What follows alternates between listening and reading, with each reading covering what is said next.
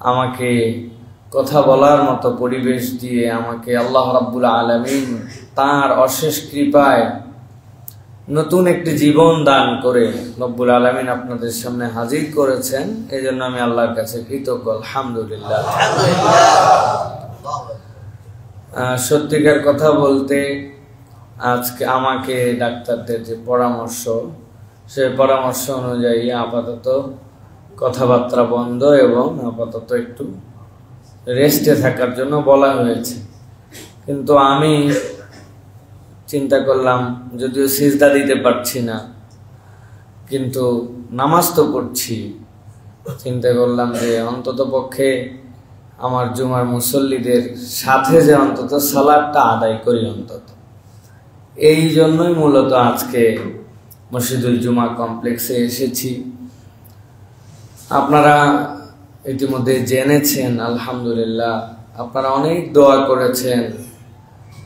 দেশ বিদেশ থেকে আমার মুসল্লি থেকে শুরু করে চিনি না এরকম সংখ্যাই বেশি, কিন্তু সেই মানুষগুলো একজন মুমিন ভাই হিসাবে, একজন দাঈ হিসাবে আপনারা আমাকে যে ভালোবাসা দেখিয়েছেন, এটা আসলে এইরকম পরিবেশে আমি নিমজ্জিত না হলে হয়তো এটি আমি অনুভবই করতে পারতাম না, যে একটা মানুষ কতটুকু ভালোবাসা আপনারা দেখিয়েছেন। আমি জানি আমার ভুলে ভরা জীবন, আমার আচরণ, আমার কথাবার্তা, আমার বিভিন্ন ধরনের বিহেভিয়ারে অনেকেই কষ্ট পান নানান কারণে। আমি তার জন্য আপনাদের কাছে ক্ষমা চাই। কিন্তু এরপরেও আপনারা নিজ গুণে যে ভালোবাসাগুলি আমাদেরকে দেখিয়েছেন, যে দোয়া করেছেন, এটার জন্য আপনাদের কাছে কৃতজ্ঞ। দেশ বিদেশের সকল ভাই বোনের কাছে আমি কৃতজ্ঞ। আমি কিভাবে ঋণ শোধ করব, আমার তো ঋণ শোধ করার কিছু নাই, কিন্তু আমি আল্লাহর কাছে আপনাদের জন্য দোয়া করি। যারা আমার পরিবারের জন্য, আমাদের জন্য দোয়া করেছেন, আল্লাহ যেন সকলকে উত্তম বিনিময় দান করেন। আমাদেরকে অনেকেই বলেছেন যে সাবধানে চলাফেরা করতে হবে, এত পরিমাণ প্রোগ্রামে যাওয়া আসা করে, কিন্তু আসলে বাস্তবতাটা অনেকে অনুভব বা পুরোপুরি জানেন না। আসলে নিজের পক্ষ থেকে সাবধান হলেই সব সময় হয় না। রোডের যে বিষয়, এটার সাথে অনেক কিছু জড়িত থাকে। আমার যে শুরু থেকে আমার সাথে আসে যে ছেলে ময়েন, আলহামদুলিল্লাহ, আমি তো অনেক জায়গায় আনন্দ চিত্তে বলি যে ওর সাথে ঘুরলে একমাত্র ও যখন গাড়ি চালায় আমি তখন দিলে শান্তি অনুভব করি। কারণ 4 বছর 5 বছর সে আমার সাথে, আমি জানি যে তার গাড়িটা কতটুকু কন্ট্রোলে। আলহামদুলিল্লাহ, ভুল সকলেরই হয়, কিন্তু আমার গাড়ি স্বাভাবিকভাবে আছে। সেখানে আমি একটা ওভারটেক করতে চাইলাম, সে অবস্থায় একটা বাস ওভারটেকের সুযোগ না দিয়ে হালকা চাপ দিল। ও আস্তে করে বাম পাশে এসে চিন্তা করলো যে, আসলে আমার সেন্স ছিল না, অজ্ঞান হয়ে গিয়েছিলাম। পরবর্তীতে আমার কাছে যে ড্যাশ ক্যামের ভিডিও আছে, আমার কাছে সামনের ভিডিও, পেছনের ভিডিও সব আমার কাছে আছে।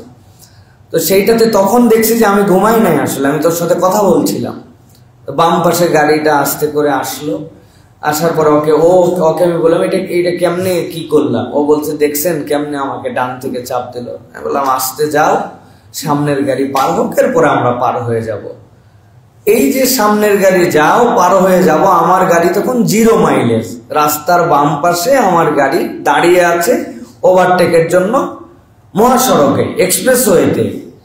ইতিমধ্যে 4-5 সেকেন্ডের মধ্যে 100-120 মাইল বেগে, কিলোমিটার বেগে পেছন থেকে এসে দাম করে মেরে দিল।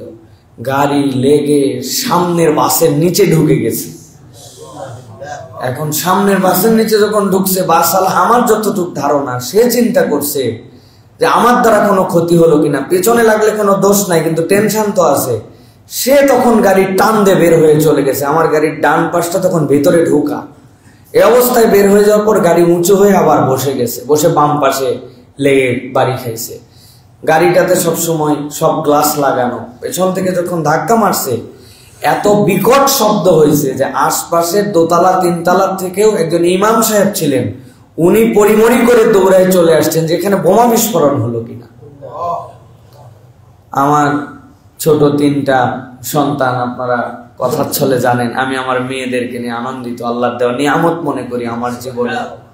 তারা মধ্যে 3 জনই শুয়েছিল আর পেছনে আমার ওয়াইফ ছিল।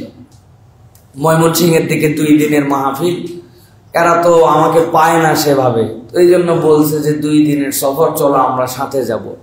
তো মাহফিল আলাদের বাড়িতে গেলে আমরা গেলে স্বাভাবিক, কিন্তু ফ্যামিলি নিয়ে গেলে অনেক বিষয় থাকে। কিন্তু মহব্বতের কিছু মানুষ আছেন যাদেরকে আগে বলছি, ওনারা খুশি। সেখান থেকে সফর করে আমরা আসতেছি। এই 3 বাচ্চার রবিবারে স্কুল, মা মধ্যে শোয়াইতে পিছনে বসছে। আমরা এখনো হিসাব মিলাতে পারি নাই গাড়িটার। আপনারা যে ভিডিও দেখছেন, ছবি দেখছেন আপনারা 60%, মূল গাড়ি দেখলে আপনি এখনো 100% দেখতে পান নাই যে গাড়িটার কি হয়েছে। কিন্তু আল্লাহ রাব্বুল আলামিন কিভাবে কেমনে রক্ষা করলেন, এই জন্যই আল্লাহর একটা নাম হচ্ছে ইন্নাল্লাহ আলা কুল্লি শাইইন কাদির। আল্লাহ যা ইচ্ছা তাই করতে পারেন, এটার নজির আমি নিজের চোখে দেখছি। বাথরুম থেকে বেরিয়েছে ওযু করার পরে হাত এরকম করে, আমরা কনুয়ের পানি থাকে না, এই পানি আমাদের এক পরিচিত বাথরুমের সামনে পড়ে গেছে, অল্প একটু কনুয়ের পানি, নিজের পানি নিজে ফেলে খেয়াল করে নাই, মুছছে, পা মুছে সামনে গেছে, পিছলায় পড়ে গেছে। পিছলায় পড়ে এই নখ 3টা ভাঙছে আর এই পিছনের এই হাড্ডি ভাঙছে। 1 বছর পঙ্গু হাসপাতালে, নিজের অজুর 3 ফোঁটা পানির নিজের বাড়িতে পিছলায় পড়ে। আর এইরকম 100 মাইল বেগে মারার পরে, সামনে পিছনে মুচড়ানোর পরে আল্লাহ রাব্বুল আলামিন এই যে 6টা মানুষকে নিখুঁত করে বের করছেন। ওইখানকার মানুষরা আসছে যে ভাই লাশ কয়টা বের করা হয়েছে আর কয়টা বের করা হয়নি। তখন দোকানদাররা বলতেছে লাশ কোথায়, এই যে ইনারাই তো ভিতরে ছিল, ওনারা মাথায় হাত দিয়ে বসে পড়ছে। আল্লাহ রাব্বুল আলামিন যে দয়া করছেন, এটা আসলে আমি সবসময় শুধু একটাই কথা ভাবতেছি, কি করলে আমার আল্লাহকে আমি খুশি করতে পারবো। লোকজন অনেকে আমার সাথে দেখা করতে আসছেন, অনেকে ভালোবাসা দিচ্ছেন।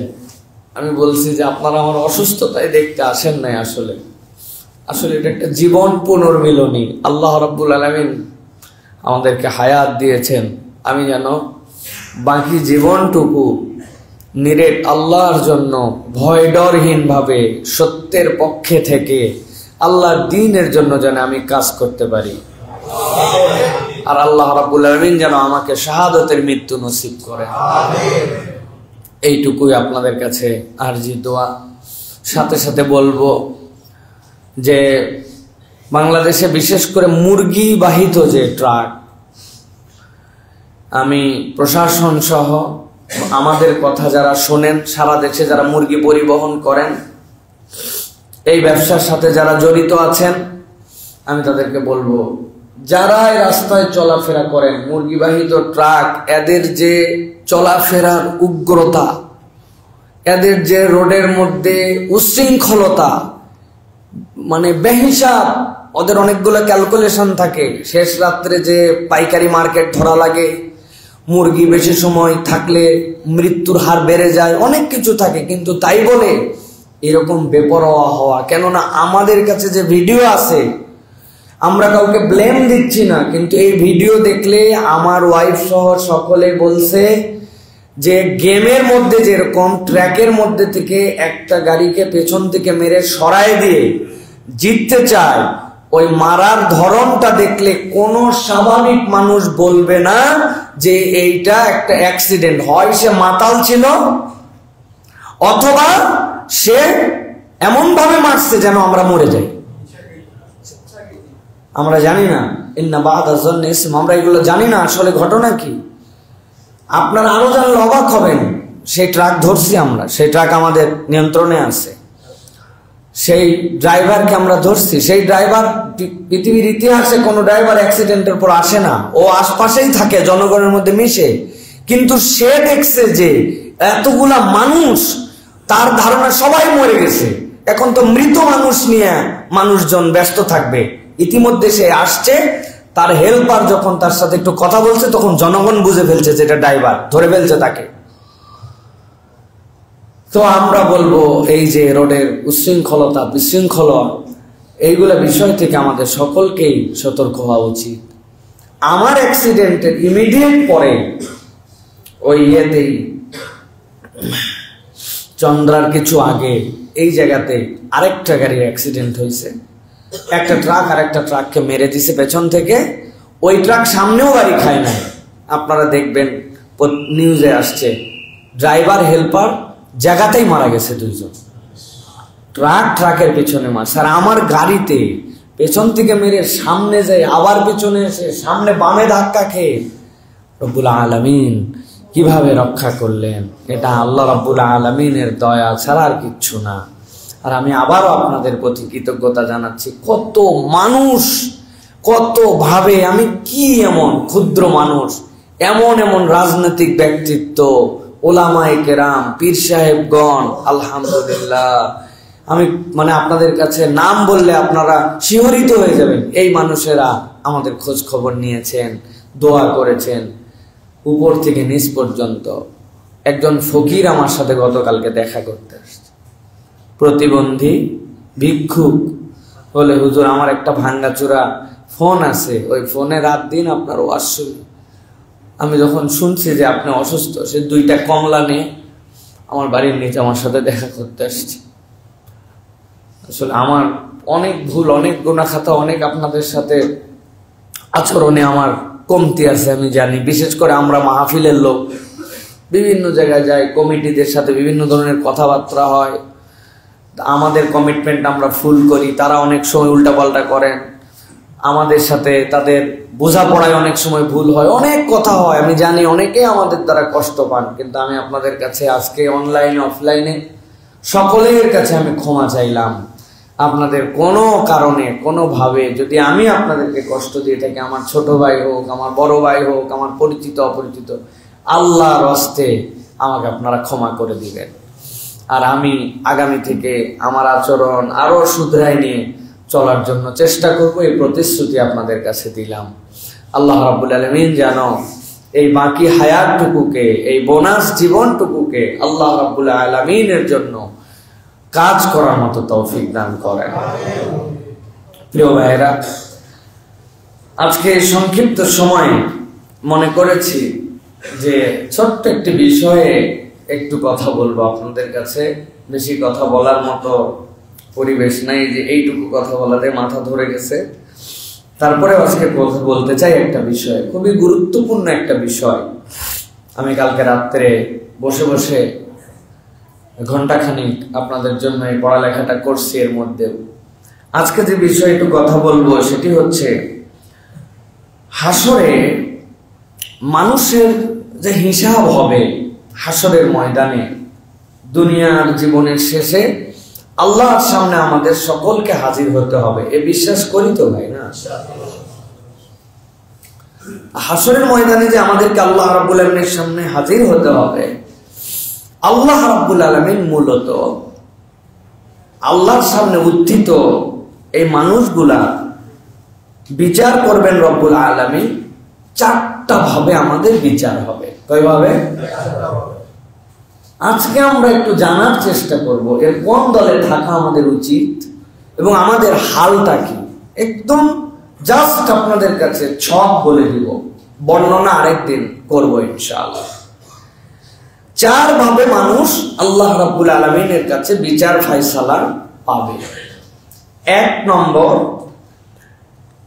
একদল মানুষ বিনা হিসাবে আল্লাহ রাব্বুল আলামিনের কাছে ওই দিন জান্নাতি হিসাবে ঘোষণা প্রাপ্ত হয়ে জান্নাতে চলে যাবে। আরেক দল লোক বিনা হিসাবে জাহান্নামের ঘোষণা পেয়ে জাহান্নামে চলে যাবে, তাদের কোনো হিসাব হবে না। 3 নম্বরে একদল লোকের হিসাব হবে এবং হিসাব ক্লিয়ার করার পরে ওই লোকগুলোকে আল্লাহ জান্নাত দিবে।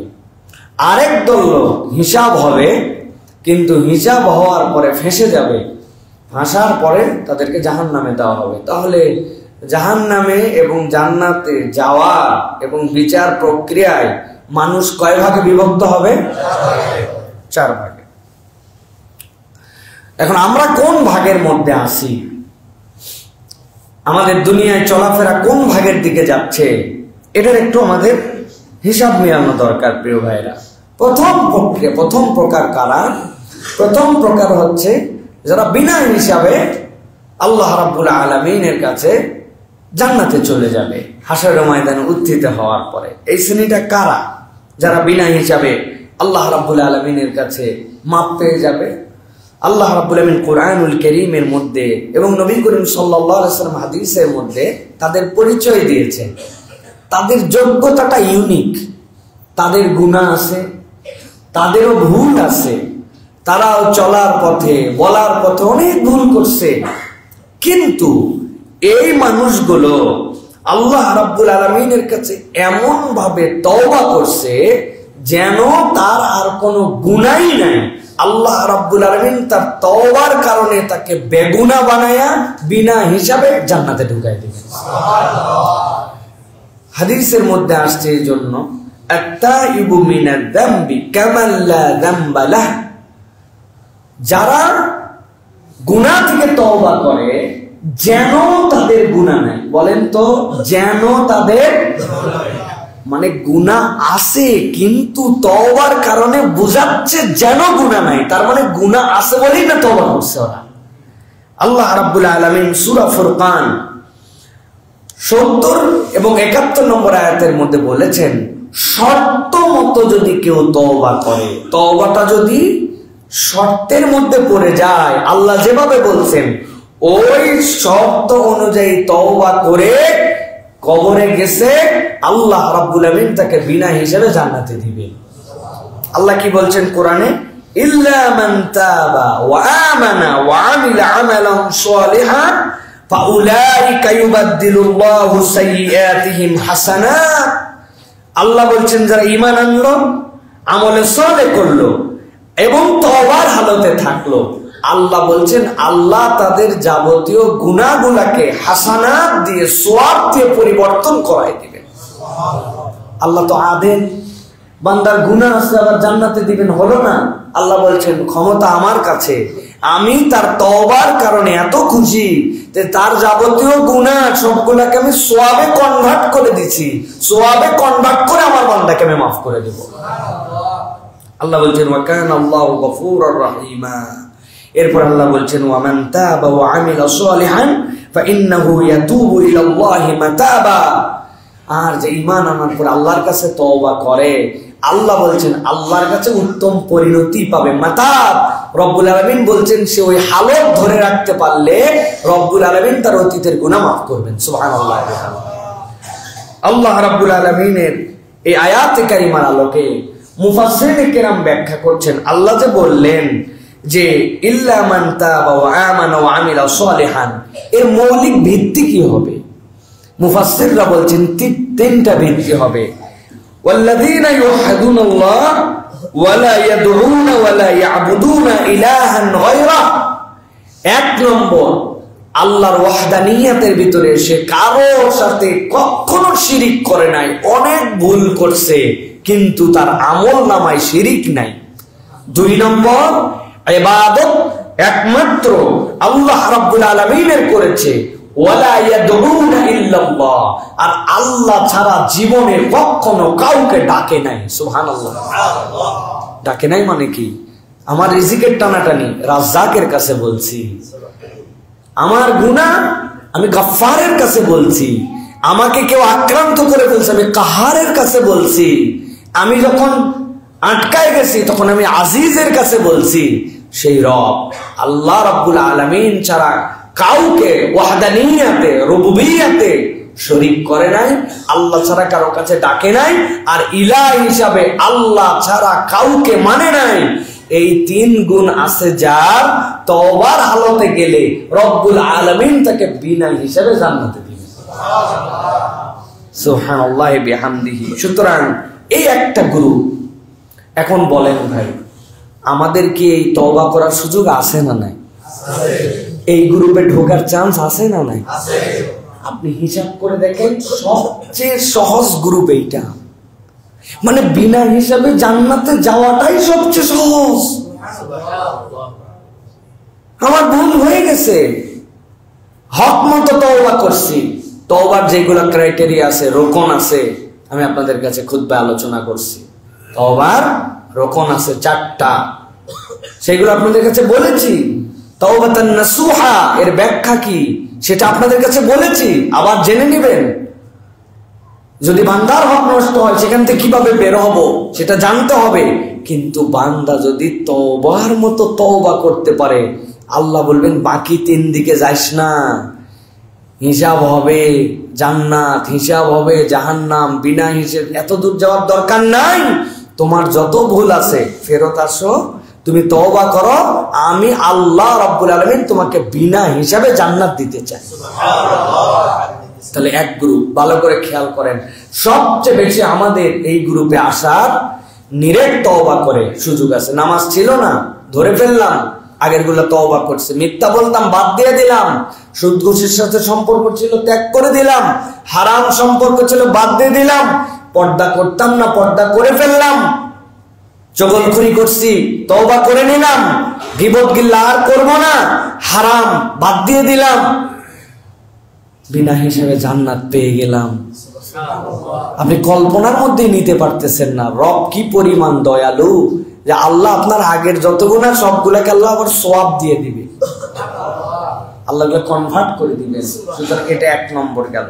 2 নম্বর, বিনা হিসাবে জাহান্নাম, এর কোনো হিসাব নাই, বিনা হিসাবে জাহান্নাম, ভয়ঙ্কর গ্রুপ। এটার অনেক প্রক্রিয়া আছে, তবে একটা দল যাদের ব্যাপারে আল্লাহ রাব্বুল আলামিন বলছেন ওয়ামান ইয়ারতাদিদ মিনকুম আন দীনিহি ফায়ামুত ওয়া হুয়া কাফির। এই গ্রুপ বড় ভয়ঙ্কর গ্রুপ। আল্লাহ বলছেন যারা দ্বীনের উপরে ছিল, ইসলামের উপরে ছিল, ঈমানের উপরে ছিল, আল্লাহ আল্লাহ রাসূলের বিধানকে পছন্দও করত, কোরআন সুন্নাহ হক এটা জানতো, কিন্তু কি যে ভূত চাপছে তাদের মাথায়। আল্লাহ বলছেন ওয়ামান ইয়ারতাদিদ মিনকুম, এরপরে সে মুরতাদ হয়ে গেছে, আল্লাহর দ্বীন থেকে সরে গেছে। আল্লাহর দ্বীন আর ভাল লাগে না, আল্লাহর বিধান নিয়ে ক্রিটিসাইজ করে, মনে করে আল্লাহর বিধান ব্যাকডেটে, আগে অত বুঝতাম না তো ওই জন্য ইসলামের পক্ষে ছিলাম, আল্লাহ আল্লাহ রাসূলের বিধান পছন্দ করতাম, কিন্তু মডার্ন ওয়ার্ল্ড এবং আধুনিক বিজ্ঞান দুনিয়াবি আইন চর্চা করে দেখলাম না না না, আল্লাহ এবং তার রাসূলের দেওয়া জীবন বিধান এগুলো ওল্ড। আল্লাহ রাব্বুল আলামিন বলছেন ওয়ামান ইয়ারতাদিদ মিনকুম আন দীনিহি ফায়ামুত ওয়া হুয়া কাফির। এমন অবস্থায় যদি সে আল্লাহর দ্বীন থেকে সরে যায় তাহলে সে কুফরির মৃত্যুতে নিমজ্জিত হবে। নামাজ পড়ে কিন্তু কিন্তু আল্লাহর আইন পছন্দ করে না, এরকম লোক আছে না? হ্যাঁ, হজ করে খানায় কাবায় যায়, বলে হে রব্বুল কাবা তুমি আমাকে মাফ করে দাও, কিন্তু মনে করে যে আল্লাহর দেওয়া জীবন বিধান অনুযায়ী, আল্লাহর দেওয়া অর্থনীতি অনুযায়ী দুনিয়া চলতে পারে না, দুনিয়ায় পুঁজিবাদ লাগে, দুনিয়ায় উমুকবাদ লাগে, এটা মনে করে। আল্লাহর দেওয়া জীবন ব্যবস্থা অনুযায়ী সংসদ চলতে পারে না, সংবিধান আমাদেরকে নতুন করে লিখতে হয় আমাদের নিজেদের জন্য। আল্লাহর দেওয়া সংবিধানের আলোকে আমরা নিজেদের মতো সাজায় নিতে পারি না, জনগণের মতামত লাগে সংবিধানের জন্য। আছে না ভাই? এ ধরনের টুপিওয়ালা, দাড়িওয়ালা, আব্দুল্লাহ, আব্দুর রহমান, আব্দুল খালেক, আব্দুল জব্বার আসেনি ভাই? আল্লাহ রাব্বুল আলামিন বলছেন ফাউলাইকা হাবিতাত আমালুহুম ফিদ দুনিয়া ওয়াল আখিরাহ। আল্লাহ বলছেন দুনিয়াতেও তাদের আমল শেষ, আখিরাতেও তাদের আমল শেষ। ওয়াউলাইকা আসহাবুন নারি হুম ফিহা খালিদুন। আল্লাহ বলছেন তারা জাহান্নামের মধ্যে কেবল ঢুকবেই না, আল্লাহ বলছেন এমন ঢুকবে কোনোদিন জাহান্নামের থেকে এদেরকে আর বের করা হবে না, কখনো আর তাদেরকে জাহান্নাম থেকে বের করা হবে না। হাবিতাত আমালুহুম, নামাজ তার শেষ, রোজা তার শেষ, যাবতীয় আমল তার শেষ, ভগ্গর চক্কর যা করছিল আল্লাহ বলছেন তার সকল আমল নিঃশেষ করে তাকে ডাইরেক্ট জাহান্নামে ঢুকানো হবে। কেননা তুমি আল্লাহর দিনকে অপছন্দ করে আল্লাহর দিন থেকে তুমি মুখ ফিরায় নিছো। প্রিয় ভাইরা, এটা একটা ভয়ঙ্কর গুরু। আল্লাহ রাব্বুল আমিন কোরআনুল কারীমের মধ্যে সূরা বাকারা 217 নম্বর আয়াতের মধ্যে বার্তাটা দিয়েছেন। সূরা মায়েদার 53 নম্বর আয়াতের মধ্যে আল্লাহ আরো খোলাসা করে বলছেন, রব কি তোমার মনে হয় যে তোমার রব তোমাকে জাহান্নামে যাওয়ার জন্য সৃষ্টি করেছেন না, কিন্তু তুমি জাহান্নামে যাওয়ার জন্য উদ্গ্রীব। আল্লাহ বলছেন, ওয়ায়াকুলুল্লাযীনা আমানু আহাউলাইল্লাযীনা আকসামু বিল্লাহি জাহদা আইমানিহিম ইন্নাহুম, আল্লাহ বলছেন ওই মানুষগুলা, এই মানুষগুলার ব্যাপারে রব্বুল আমিনের সিদ্ধান্ত কি? আল্লাহ রব্বুল আমিনের সামনে উত্থিত হবে। আল্লাহর সামনে উত্থিত হওয়ার পরে এই মানুষগুলা তাদের অনেক আমল দেখা যাবে অনেক নামাজ, অনেক রোজা, কিন্তু এমন ভাবে তারা মুরতাদ হয়ে গেছে, আল্লাহর বিধান নিয়ে তারা তাচ্ছিল্য করেছে, আল্লাহর বিধান থেকে তারা সরে আসছে, আল্লাহর হুকুমের ক্ষেত্রে তারা অবজ্ঞা করেছে। আল্লাহ রাব্বুল আমিন বলেছেন, হাবিতাত আমালুহুম ফাসবাহু খাসিরিন, তাদের আমলনামাগুলো সব শেষ করে দেওয়া হবে। ওই দিন তারা ক্ষতিগ্রস্তদের দপ্তরে নিজেদেরকে দেখতে পাবে। অপরাধ কি?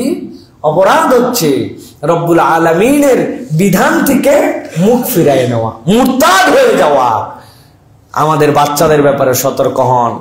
আমাদের অনেক বাচ্চা মুরতাদ হয়ে বসে আছে, আমরা জানি না। আমাদের কথা বলেন, ও বলছে বহু নামাজ, তোমারটা তুমি পড়ো। নামাজ কি পড়ে কি ফায়দা হয় আমার জানা আছে। নাউজুবিল্লাহ বলতেছেন।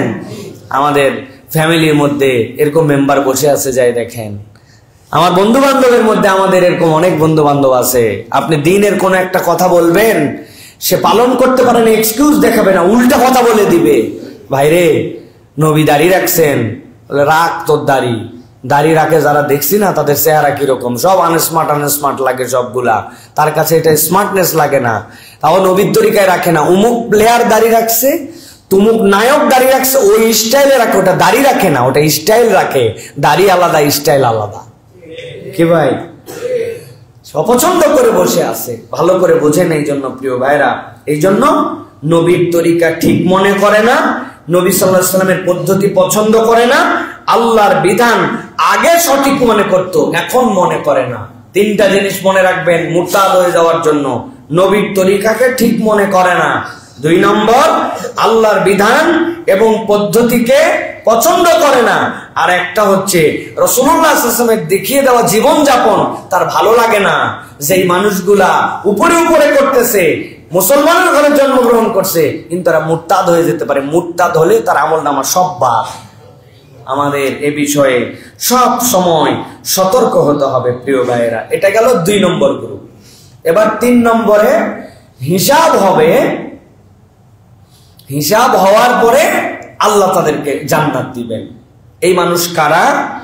এই হিসাব হওয়ার পরে জান্নাতে যাওয়ার ক্রাইটেরিয়া হচ্ছে, হিসাব হবে, আমলনামাটা তার ভারী হবে।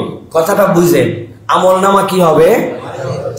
আমলনামা বেশি হবে না, সওয়াব বেশি হবে না, সওয়াবটা ভারী হবে। সওয়াবটা ভারী হবে কিভাবে? সওয়াবটা ভারী হয় পরিমাণ দিয়ে না। ভালো করে বুঝেন, সওয়াব কখনো পরিমাণ দিয়ে ভারী হয় না। আমরা মনে করি অনেক সময় আমাদের পরিমাণে যত বেশি, আমাদের মনে হয় ওজনে তত বেশি। এটা আমাদের ভুল ধারণা। এই পুরা মসজিদ ভর্তি হাওয়াই মিঠাই যদি দেওয়া হয়, এক মসজিদ ভর্তি হাওয়াই মিঠাই, দেখছেন না চিনির হাওয়াই মিঠাই হয়, এই পুরা হাওয়াই মিঠাই এক ঘর, আর পাশে একটা সিমেন্টের বস্তা, কি মনে হয় ওজন কোনটা বেশি হবে ভাই? পরিমাণ দিয়ে হবে না। এখন আমলনামা ভারী যাদের হবে, তাদের প্রথম গুণ হবে দুনিয়াতে ইন্নী জানানতু আন্নী মুলাকিন হিসাবিয়া। তাদের ধারণা ছিল আল্লাহ যাই করি আল্লাহর সামনে আমাকে দাঁড়াতে হবে, এই ফিলটা হৃদয়ে আছে। আর আমলনামা তার পরিমাণে নয়, ওজনে বেশি। এখন ওজনে বেশি কিভাবে হয়?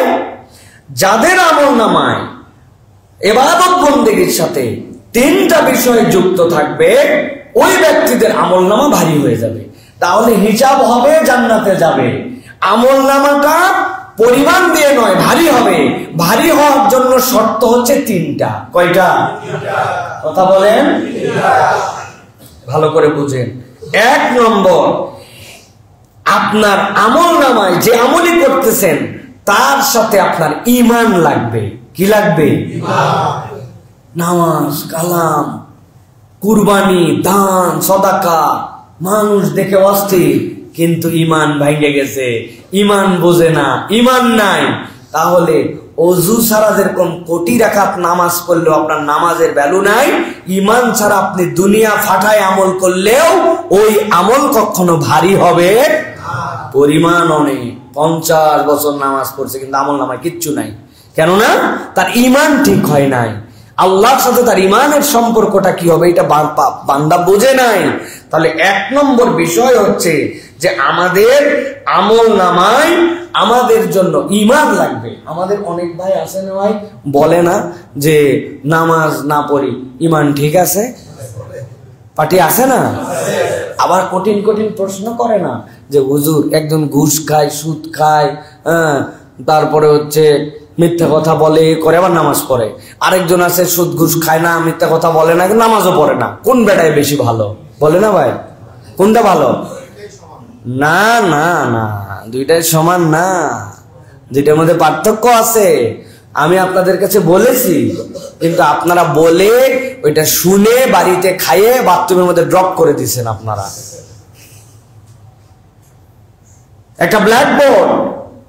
একটা ব্ল্যাকবোর্ডের মধ্যে লেখছে 0 0 0। কয়টা জিরো ভাই? মান কত? কথা বলেন। আরেকটা 0 দিছি, কত? মান কত? 0। এবার একটা 1 চাপছি, 1 লিখছি, লিখে বাম পাশে আছে 4টা 0, মান কত? বাম পাশে আরেকটা 0 দিছি, মান কত? বাম পাশে আরো একটা 0 দিছি, মান? এখন ডান পাশে দিছি একটা 0, 2টা 0, 3টা, 4টা, 5টা, 1 লাখ। ভালো করে বুঝেন, আপনার আমার ঈমান আর সালাতটা হচ্ছে জীবনে এক। আপনি দুনিয়া ফাটায় ফেলতেছেন, আপনার নামাজ নাই, আপনার ঈমান নাই, আপনার এক নাই। আর আপনার অনেক অপরাধ আছে, কিন্তু আপনার যদি এক থাকে, অন্তত একটুকু আছে, একটা ভালো কাজ যুক্ত করবেন, ডানের থেকে বাড়তে শুরু করবে। তাহলে পার্থক্য আছে না নাই? আছে প্রিয় ভাইরা।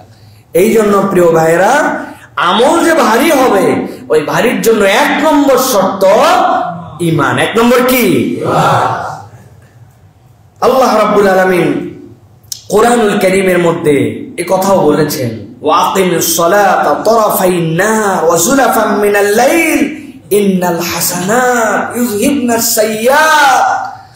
আল্লাহ বলছেন এটা এত লাভ, বান্দা তুমি ওই যে সালাত আদায় করো তারাফাইন মিনাল লাইল, রাতের কিছু অংশে, যেই সময় সবাই ঘুমায় থাকে, বান্দা দাঁড়াইছে, আল্লাহ বলছে ইন্নাল হাসানাত ইউযহিবনাস সাইয়্যাত, তোমার এই নেক কাজ তোমার লাইফ থেকে তোমার যত খারাপ কাজ এগুলো মুছে দেয়। সুবহানাল্লাহ। এগুলো উপর দিয়ে ঢেকে যায়। পৃথিবীতে মাস্টার কালার আছে অনেকগুলা, যে মাস্টার কালার দিয়ে সব ঢেকে ফেলা যায়। কালো সব ঢেকে দিতে পারবেন আপনি, সব রং ঢেকে দিতে, মুছে দিতে পারবেন আপনি। সাদা সব মুছে দিতে পারবেন আপনি। নিচে কি ছিল না ছিল লোক খুঁজে পাবে না, আপনি মুছে ফেলে দিচ্ছেন আপনি। আল্লাহ এরকম বলতেছেন, তোমার এই ঈমান, তোমার এই সালাত তোমার সবকিছু মুছে দিবে। আমরা 3 নম্বর ক্রাইটেরিয়ার মধ্যে আছি, হিসাব হবে কিন্তু আমলনামা ভারী নাকি, গুনাহ আছে অনেক, কিন্তু আল্লাহ বলছেন ঈমানের সাথে করছে ওইটুকু আল্লাহ রাব্বুল আলামিনের কাছে ভার হবে তখন। 2 নম্বর, নিয়ত সহি করতে হবে। আমলে নিয়ত কি করতে হবে? সালাত অনেক আদায় করছে, কিন্তু দেখানো ছিল পাবলিকের জন্য। কুরবানি একটা বড় দিছে 10 লাখ টাকা দামের, কিন্তু এটা আল্লাহর খুশি করার জন্য ছিল না, ওটা লোক দেখানো ছিল। আল্লাহর কাছে এটার কোনো ভ্যালু নাই। শহীদ হয়েছে, শাহাদতের দাম নেওয়ার জন্য এলাকার মানুষ শহীদ বলবে, আল্লাহ বলবেন দুনিয়ায় যা পাওয়ার তুমি পেয়ে গেছো, এখন আমার কাছে আসছো কেন? এই জন্য যে কাজই করি ভাই, বিশুদ্ধ নিয়ত, নিয়ত সহি করা।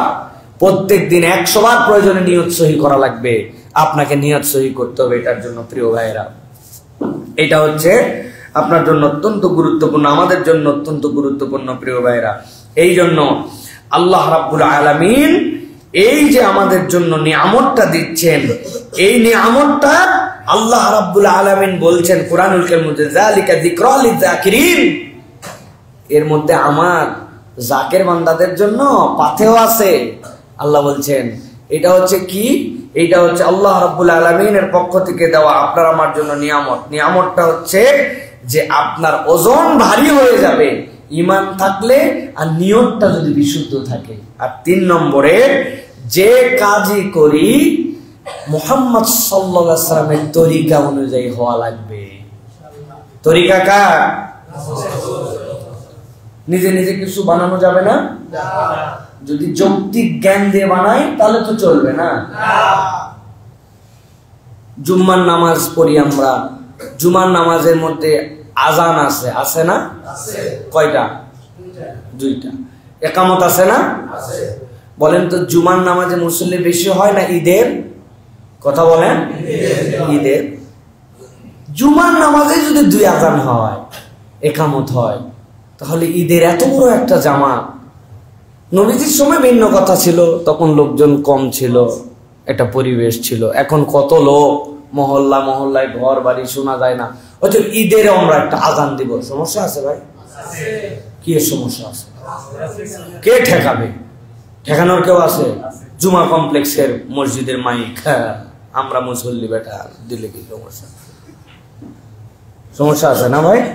তাহলে আমরা এটা বুঝি। আচ্ছা, না হয় জুমা বাদ দিলাম, ধরেন আমরা নামাজের মধ্যে এই যে জোহর নামাজ, আসরের নামাজ, এগুলা নামাজ পড়ি, নামাজের মধ্যে সূরা ফাতিহা আছে, নামাজের মধ্যে কিরাত আছে, আছে না ভাই? রুকু আছে না? সিজদা আছে না? আহা, আপনাদের কাছে আমি ওসিয়ত করে গেলাম, আমি যদি মরে যাই আর আপনারা যদি খবর পান যে আব্দুল্লাহ সাইফুল্লাহ মারা গেছে, তাহলে আমার জানাজার নামাজে অন্তত রুকু সিজদা দিয়ে দিবেন না ভাই? কেন, কি সমস্যা? ওই সময় না হয় নবীজি এমন জায়গায় নামাজ পড়ছে, নিচে পরিবেশ খারাপ ছিল, সিজদা দেওয়া যেত না। এখন আমরা মসজিদের ভিতরে মাঠ নাই জন্য মসজিদেই আমরা জানাজার নামাজ পড়তেছি, অতএব আমরা একটু রুকু সিজদা দিব, কি সমস্যা? সমস্যা আছে? আহা, আমরা এইটা বুঝি যে আমরা জানাজায় আমরা রুকু সিজদা দিব না, ঈদে আমরা আজান দিব না, একামত দিব না। এইটা নবীর তরিকার মধ্যে, এইটা আমি বুঝলাম। কিন্তু অনেক জায়গা আছে যে জায়গায় নবীর তরিকা আমি আর বুঝি না, ওই জায়গায় আমি পণ্ডিতি খাটাই। ওই জায়গায় কিছু বললেই তখন বলে আমার হুজুর কি বুঝতো না, আমার পীর সাহেব কি বুঝে নাই, এতদিন ধরে চলে আসছে, সমস্যা কোথায়? আছে কিনা? ভালো করে বুঝেন, কিয়ামতের দিনে 3 নম্বর শ্রেণী আমলে বাম্পার, কিন্তু নবীর তরিকায় হয় নাই। আল্লাহর কাছে 1 চুল ওইটার দাম হবে না, 1 চুল দাম হবে না। নবীর মহব্বতে আপনি একদম বাম্পার করে ফেলছেন একবারে। আপনি মনে করছেন নবীর মহব্বতের জন্য কোনো তরিকা লাগে না। নবীর মহব্বতের জন্য নবীর দেখানো তরিকা লাগে, ওখানে আপনার আমার বানানো মহব্বত দেখানোর কোনো সুযোগ নাই। এটা বুঝেন। সুতরাং প্রিয় ভাইয়েরা, এই সওয়াব তাহলে পরিমাণ দিয়ে ওজন হবে না, এটা ওজন হবে এই 3টা: ঈমান, নিয়ত বিশুদ্ধ, নবীর তরিকা। এই 3টার মধ্যে যে পড়ে যাবে, আল্লাহ রাব্বুল আলামিন ওই বান্দাগুলোকে কবুল করে আল্লাহ বলবেন হিসাব হয়েছে, কিন্তু আমল নামা তোরটা বার করে দিছি বান্দা। আল্লাহ রাব্বুল আলামিন ওই বান্দাকে মাফ করে দিবেন। মাছ, জ্যাঠা মাছ কিনতে পছন্দ লাগে, তাই না ভাই? জ্যাঠা মাছ হাওয়ার উপরে থাকে না পানির মধ্যে থাকে? এখন আপনি বলতেছেন ভাই পানি কিন্তু বেশি দিস না, ও তুলে টুলে মাছ দাড়ি পাল্লা কমায়া মাছ আপনাকে মেপে দিচ্ছে। বলেন তো, তারপরেও পানি থাকে না থাকে না? থাকে। আপনি 1 কেজি মাছ নিয়ে নিরেট 50 গ্রাম আর পেটের মধ্যেই থাকে, নাকের মধ্যেই পানি ঢুকে থাকে, থাকে কিনা? আপনি ইলিশ মাছ কিনতেছেন, অমুক মাছ বরফ দেওয়া আছে, গায়ের মধ্যে লেগে আছে, আপনারে 20 গ্রাম 30 গ্রাম, আপনার ইলিশ মাছ 2000 টাকা কেজি, 2500 টাকা কেজি, কিন্তু ওর সাথে বরফ যার কোনো দাম নাই, ওই বরফ 50 গ্রাম 2000 টাকা কেজির মধ্যে কিনে ফেলছেন আপনি। কি ভাই, বাস্তবতা কিনা? বাস্তবতা। মিষ্টির দোকানে গেছেন, মিষ্টি কিনছেন, মিষ্টি আলগা রাখছে, রাস্তার যত ধুলা আল্লাহ দয়ার মধ্যে পড়ছে না ভাই? পরে দেখবেন ওই 2 কেজি মিষ্টির মধ্যে 20 গ্রাম হলেও ধুলা আছে, আপনি ধুলাগুলাও মিষ্টির দরে কিনে ফেলছেন। আল্লাহ বলছেন, বান্দা তুই যদি আমার এই 3 তরিকার মধ্যে ইবাদত করে আসতে পারিস, তোর গুনাহগুলা থাকবে, কিন্তু এটার ভার এমন হবে যে আল্লাহ রাব্বুল আলামিন ওইগুলা ভালো দরে ওই সওয়াবের সাথে চালায় দিয়া বান্দা তোর আমলের ভার দিয়া তোকে নাজাত দিয়ে দিবে। কিন্তু তরিকা 3টার মধ্যে থাকা লাগবে, এটা মনে রাখেন, এর বাহিরে কিছু নাই। 4 নম্বরে আল্লাহ রাব্বুল আলামিন কুরআনুল কারীমের মধ্যে এই বিষয়ে বিস্তারিত কথা বলেছেন। এগুলো আমার কথা না, আল্লাহ বলছেন ফাআম্মা মান সাকুলাত মাওয়াজিনুহু ফাহুয়া ফি ঈশাতির রাদিয়া। আল্লাহ বলছেন ওজন যদি ভার হয় আমি তোমাকে ভালো জায়গায় রাখবো। ঈশাতির রাদিয়া মানে আল্লাহ জান্নাতে ঢুকাই দিবেন। আল্লাহ এরপরে বলেছেন ওয়াস সামাআ রাফাআহা ওয়া ওয়াদাআল মিজান আল্লা তাতগাউ ফিল মিজান ওয়া আকিমুল ওয়াজনা বিল কিসতি ওয়া লা তুখসিরুল মিজান। আল্লাহর মিজান দুনিয়ার মতো ধান্দাবাজি নয়। অতএব তুমি মনে করো না কলে বলে কৌশলে পার করে যাব, কোয়াইট ইম্পসিবল। অতএব আল্লাহর কাছে আমার যদি ভুলও হয়, সেই ভুল আল্লাহর কাছে পার পর একটা রাস্তা আছে, যদি এই 3 তরিকার মধ্যে থেকে ঈমান বিশুদ্ধ রাখতে হবে, বারবার নিয়তকে শুদ্ধ করতে হবে, আমি কেন কি জন্য আমল করতেছি, এটার আসল উদ্দেশ্য কি, এটা মনে রাখতে হবে। এই জন্য বুজুর্গানে দিন একটা কথা বলেন, আল্লাহ বলেছেন না ওয়ামা খালাকতুল জিন্না ওয়াল ইনসা ইল্লা লিয়াবুদুন। অনেকে বলছেন আল্লাহর ইবাদতের কি দরকার, আল্লাহর কোন ইবাদতের দরকার আছে? না, পুরো পৃথিবীর মানুষ ইবাদত বাদ দিয়ে দিল, কিচ্ছু যায় আসে না আল্লাহ। ওনারা বলছেন আল্লাহ ইল্লা লিয়াবুদুন দ্বারা মূলত বুঝিয়েছেন ইল্লা আশিকুন, আল্লাহর আশিক কারা, আল্লাহকে মহব্বত করে কারা ইবাদত করতেছে, আল্লাহ বান্দার এই মহব্বতের সাদাকাটা নিতে চায়। আল্লাহর ইবাদতের দরকার নাই, পুরা পৃথিবীর মানুষ যদি ইবাদত না করে দরকার নাই। ফেরেশতা সিজদা করে কিনা? কিন্তু ফেরেশতা কিরকম সিজদা করে? ফেরেশতার সিজদা হচ্ছে খুলুকে সিজদা, ওর সিজদা মেকানিজমের মধ্যে ঢুকায় দেওয়া আছে।